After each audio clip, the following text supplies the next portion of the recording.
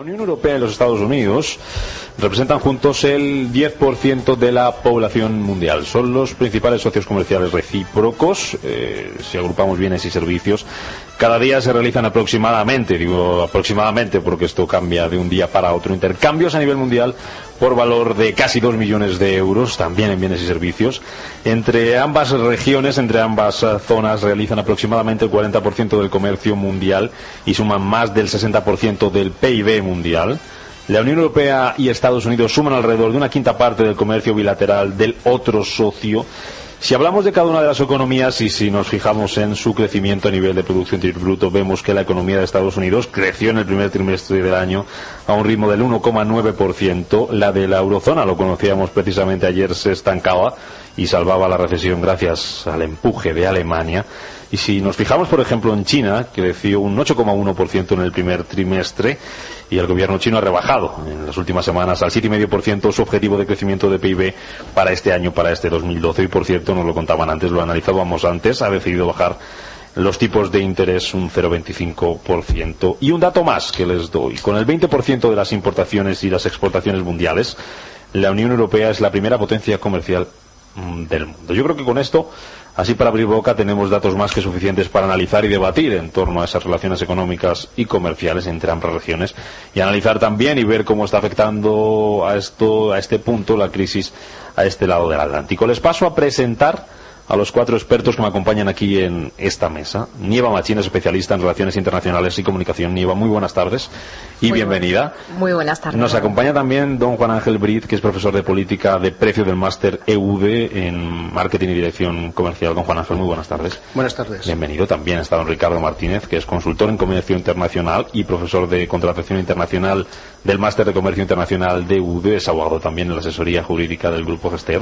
Don Ricardo, muy buenas tardes y bienvenido. Y se incorpora también con nosotros don Carlos Alberto Pérez, que es profesor de estrategia del máster de marketing. Don Carlos, buenas tardes y bienvenido. Bueno, pues un poco hemos hecho ya la foto de cómo está esa situación a uno y a otro lado del Atlántico. Nos vamos a ir en unos instantes a Estados Unidos a que nos cuenten en primera persona desde allí cómo se ven los problemas de este lado allí. Por hablar de cómo está afectando la crisis, cuál es su punto de vista y cómo está afectando la crisis que tenemos aquí en Europa, que ya hemos visto que no es igual en un lado del charco que en otro, a esas relaciones económicas y comerciales entre Estados Unidos y Europa, ¿cómo está afectando? Yo como primera aproximación entiendo que lo que habría que considerar o lo que podríamos empezar a debatir es en qué medida la crisis que existe ahora mismo por la crisis financiera o crisis económica o crisis soberana en la Unión Europea puede afectar de alguna manera a la recuperación, a la supuesta recuperación económica de los Estados Unidos o las relaciones comerciales que pueden existir entre ambos países o entre ambos bloques entre la Unión Europea y los Estados Unidos. Evidentemente la situación actual, la inestabilidad financiera o la inestabilidad económica de la Unión Europea, bueno, pues se dice, se lee, se comenta que puede estar afectando de alguna manera la recuperación económica, débil recuperación económica que supuestamente está consiguiendo los Estados Unidos por la disminución de la producción industrial, la producción comercial en la Unión Europea, por la menor inversión que pueden estar desarrollando las empresas europeas en Estados Unidos, lo cual puede estar afectando el volumen de importaciones o el nivel de empleo, la recuperación de empleo en Estados Unidos, y por lo tanto perjudicando pues esa relación bilateral, entendiendo por bilateral el conjunto de la Unión Europea, puede estar afectando esa relación bilateral entre ambos grupos. Eso, junto con la situación económica en China que presentabas al principio, bueno, pues en mi opinión hay que tener en cuenta desde luego la posible sustitución o evidente sustitución que más tarde o más temprano China va a suponer respecto a la potencia comercial o como potencia económica respecto de lo que ahora mismo es Estados Unidos.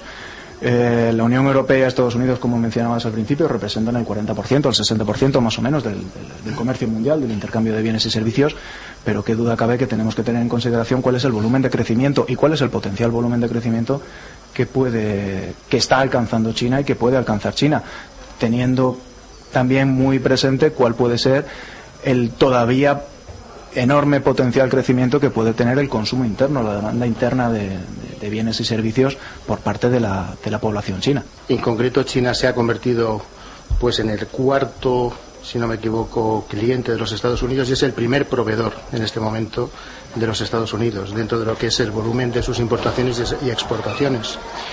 En ese sentido, estos datos indican, por ejemplo, China ha desplazado a Japón como dentro de este cuadro macroeconómico, lo cual indica que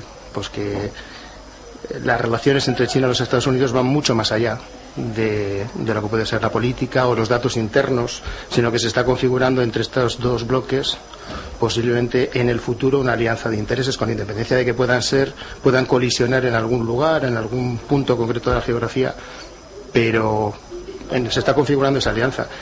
Sin embargo, por ejemplo, hay otro dato entre la Unión Europea y los Estados Unidos, que es que casi el 50% de la inversión directa de las compañías norteamericanas no se produce en China, se produce en la Unión Europea de los 27, o sea, en la totalidad de la Unión Europea. Y dentro de este grupo de países, los dos más importantes, los dos destinatarios más relevantes de esta inversión es el Reino Unido, la tradicional relación de ex-colonia, ex-metrópoli que tienen, en fin, la lengua, etcétera, y luego una zona como es los Países Bajos. Es decir, que hablando de inversión de compañías, todavía Europa, y posiblemente durante cierto tiempo, va a ser un socio comercial muy importante de los Estados Unidos. En cuanto a lo que son las alianzas políticas, geoestratégicas, yo creo que con China todavía no se han digamos, clarificado, manifestado por parte de los Estados Unidos, y luego algunos movimientos de tipo militar por parte de China en la zona de influencia, a pesar de que su potencia militar es muy reducida. Tiene de hecho un solo portaaviones de segunda mano que lo compró el verano pasado a la marina ucraniana, pues salvo este pequeño detalle, mientras que los norteamericanos tienen 11 flotas y 11 portaaviones, pues digamos que se está configurando en el futuro una zona de intereses económicos en el Pacífico que le llevó al presidente Obama a decirle claramente al presidente Cameron que se olvidaran de ese papel tan relevante que había tenido el Reino Unido tradicionalmente, porque sus intereses viraban hacia el Pacífico, y el presidente Cameron, el primer ministro Cameron, lo entendió. Sí que hay unas alianzas políticas entre Estados Unidos y China, y esas alianzas políticas vienen derivadas de las comerciales. El principal comprador de la deuda pública de Estados Unidos es China, pero es que a su vez el principal comprador de la deuda pública europea es China. Porque si el principal comprador de la deuda de la Unión Europea es Estados Unidos y el comprador de la de Estados Unidos es China, pues indirectamente es China. Con respecto a cómo está cambiando la situación geoestratégica y geoeconómica mundial, es clara. Hay tres hegemones mundiales actualmente, que son Estados Unidos, no solamente por su fuerza militar, sino por su vinculación económica con todas las zonas de influencia, la Unión Europea, por todo lo que la Unión Europea representa, que son 27 países en los que hay una parte, todos los que pertenecían a la Unión Europea antes de la última ampliación del 2004, cuyo asentamiento económico y que pertenecen fundamentalmente a la Unión Económica Monetaria, pertenecen al espacio del euro, tienen una posición muy importante y relevante, económica y política. Y China, que lo que tiene es unos índices de exportación tan altos, que hace que su potencia, su potente entrada de divisas lo coloca en unas altas posiciones económicas. Y lo que sí quiero añadir es que Europa tiene una posición muy relevante en la relación de estos tres actores internacionales, y es la siguiente: Europa tiene la capacidad de convertirse, gracias al Tratado de Lisboa, en un actor internacional que sirva, por su tradición histórica con América Latina, en el interlocutor ideal entre estos nuevos inversores, como pueden ser China, y no nos olvidemos de Corea del Sur, y no nos olvidemos de India, y la capacidad económica que están teniendo, y la influencia en el mercado que pueden ejercer España y Portugal en América Latina. Mercado que está despertando un interés exacerbado por China y por Corea del Sur, porque es el principal proveedor actual de commodities. Y hay que tener en cuenta que las economías emergentes, todos los países BRIC, requieren de estas commodities y están en América Latina. Y la vinculación fundamental que existe entre Estados Unidos y la Unión Europea no solamente son sus propias transacciones, sino las inversiones que tiene en América Latina y el interés de China por América Latina. Y ese es el papel que tiene la Unión Europea, aparte de que es un mercado de 500 millones, con unos países que después del 2004 ha supuesto un crecimiento económico alto para esos países y sus demandas de bienes producidos en China. Pero no nos olvidemos de algo, y es que hay intereses militares por parte de China en la Unión Europea y en América Latina. Y eso no hay que olvidarlo. Y respecto al armamento nuclear que tiene China, en el último despliegue militar que tuvieron, asustaron.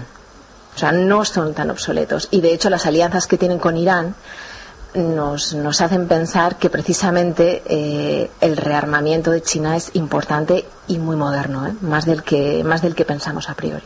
Yo quiero, efectivamente, voy a dar una pequeña opinión de algunos de los temas que han tratado mis compañeros, pero sobre todo me gustaría muchísimo que mi turno y mis posibilidades de intervenir fuera distribuido por estos señores que tendrán cosas interesantes o preguntas interesantes para el resto de los especialistas. Yo efectivamente coincido y me ha encantado venir aquí y participar con vosotros, porque dentro de estrategia todo el tema geopolítico y demás está jugando un papel fundamental en cualquier definición estratégica de una empresa. Y probablemente todavía en los análisis seguimos pensando un poco de manera regional y local, cuando el mundo global es global y lo que pasa es que muchas veces se queda en una palabra. Seguimos viendo nuestro negocio muy pequeñito y muy local, cuando en realidad nos está afectando todo.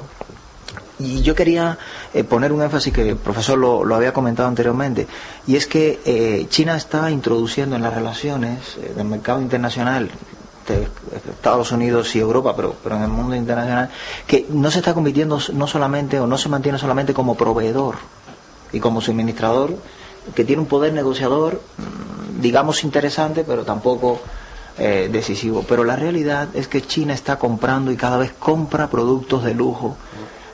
Nuestra desalmada, por ejemplo, industria del calzado, que ha sufrido muchísimo, pues se acaba de dar cuenta de que el negocio China no es un problema, sino es toda una oportunidad brutal.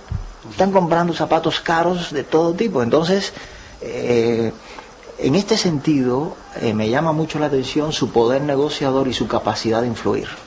Efectivamente, que me produzca es interesante, pero de hecho están empezando a surgir corrientes donde ya no es tan interesante producir en China. Es mejor producir en África. Nigeria está apareciendo como un actor importante. En España.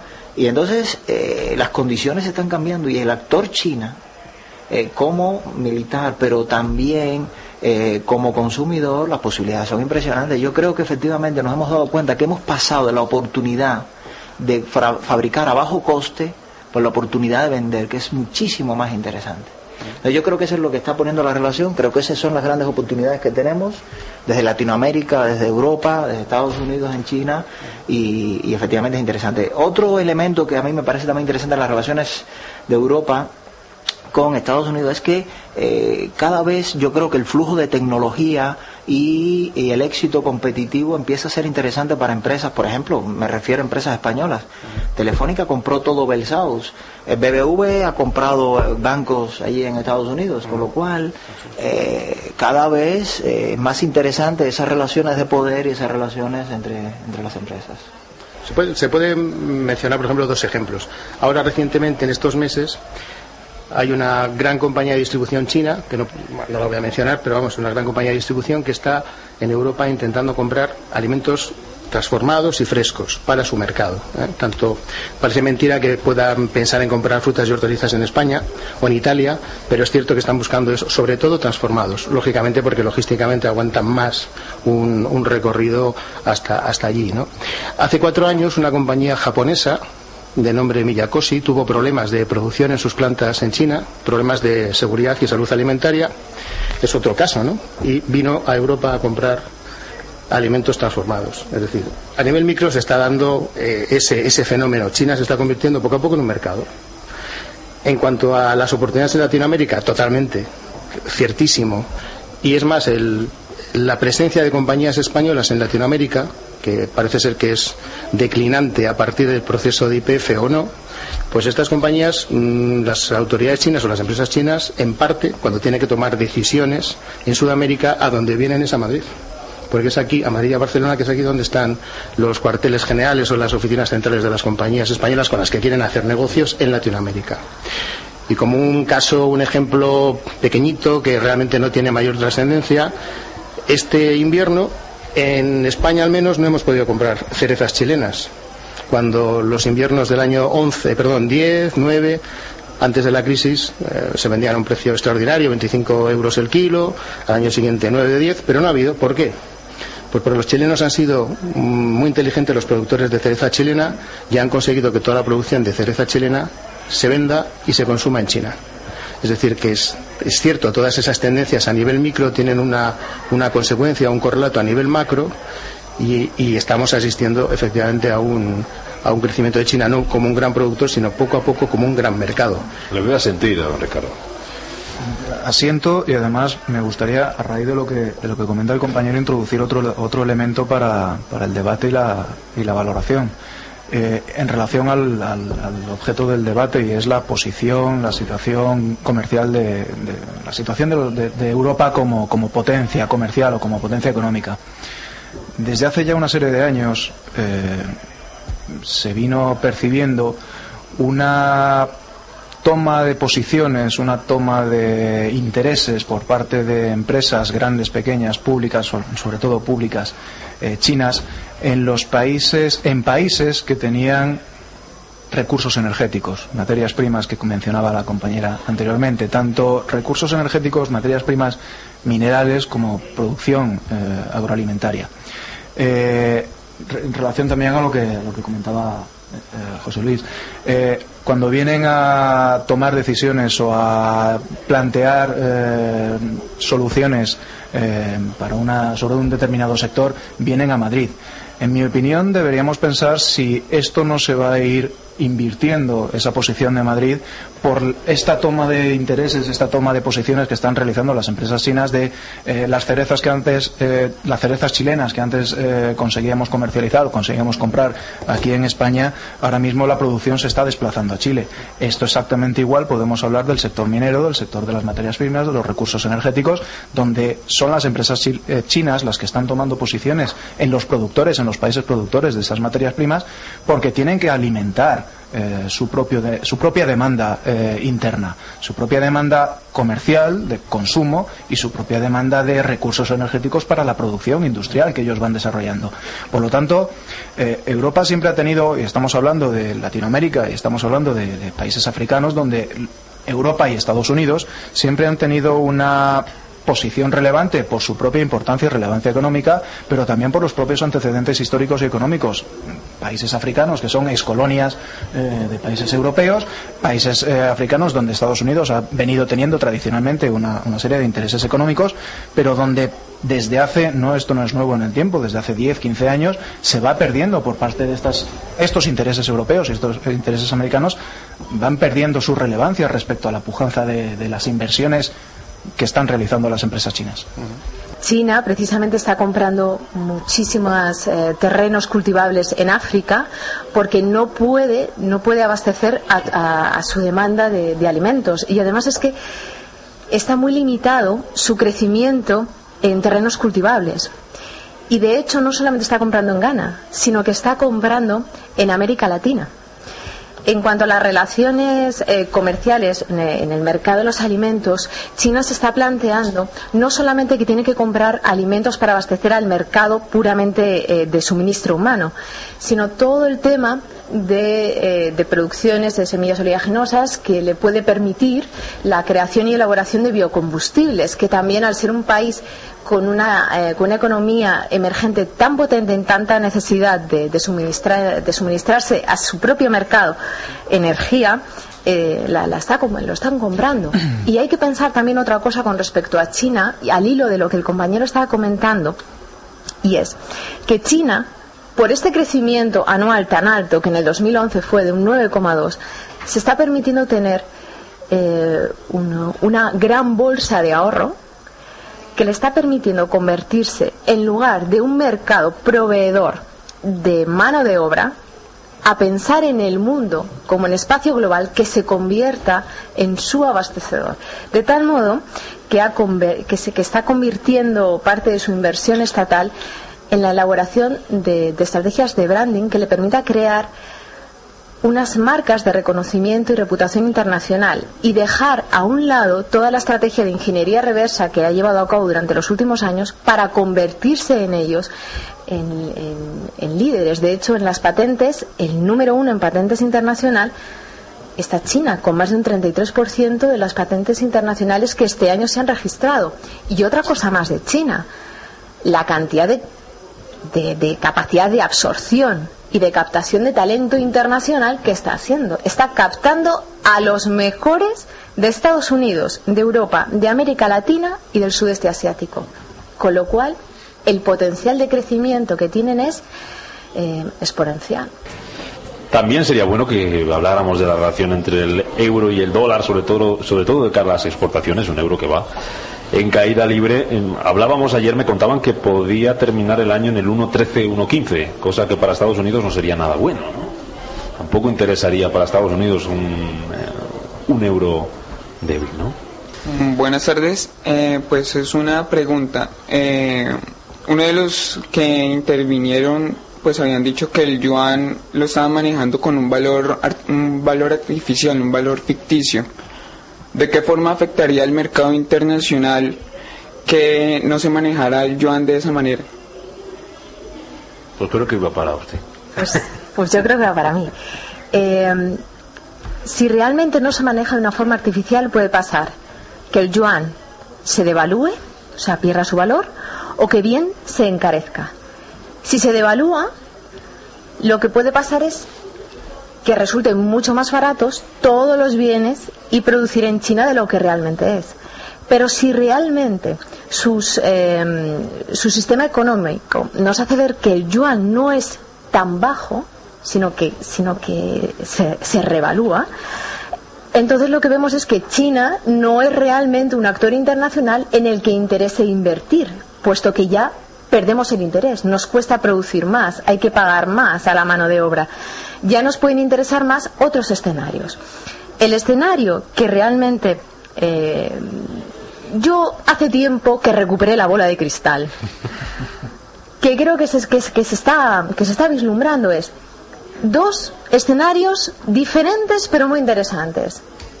América Latina, un bloque de países que tienen unos mercados productivos potentes, que tienen commodities, que tienen un nivel poblacional y una pirámide poblacional casi perfecta, en el que hay muchísima gente joven y menos ancianos, una pirámide poblacional perfecta, con lo cual nos garantiza un mercado interesantísimo. Además, una población que por su crecimiento económico en los últimos años nos está produciendo una mano de obra cualificada. Y otro escenario importante, África, porque solamente les falta poner el cartel de se vende.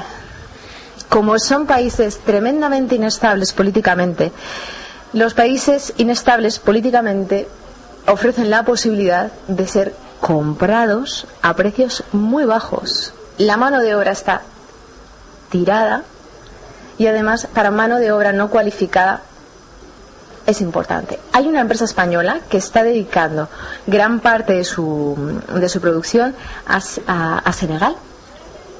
A Senegal, industria del calzado precisamente. Sí, que así a simple vista no puede parecer muy atractivo, ¿no? A Senegal. Y sin embargo se ha convertido en un arma de comunicación que su argumento publicitario es que los bordados a manos están hechos por mujeres de tribus del Senegal, con lo cual ya parece que estamos haciendo un marketing social. Y en realidad lo que hay detrás es que es un escenario mucho más competitivo a largo plazo que China, porque nos ofrece más barato, distancias más cortas y además hay inestabilidad política. Fantástico. No sé, Luis, si queda respondida. tu pregunta. Sí, completamente respondida. Pues muchas gracias. Buenas tardes. Mi pregunta era con respecto a lo que hablaban anteriormente, era sobre que América Latina representa un mercado atrayente para China. Yo quiero saber si América Latina como ente continental o como países individuales han hecho algo o han usado algún tipo de estrategia para atraer directamente a China y realizar negocios directamente con ellos y sin intermediarios. Sí ha habido acciones por parte de los estados latinoamericanos para atraer esas inversiones, pero también creo que gran parte de culpa, entre comillas, es que los propios chinos han ido a comprar, han salido de compras y los países y los estados latinoamericanos se han dejado en el sentido positivo, se han dejado querer.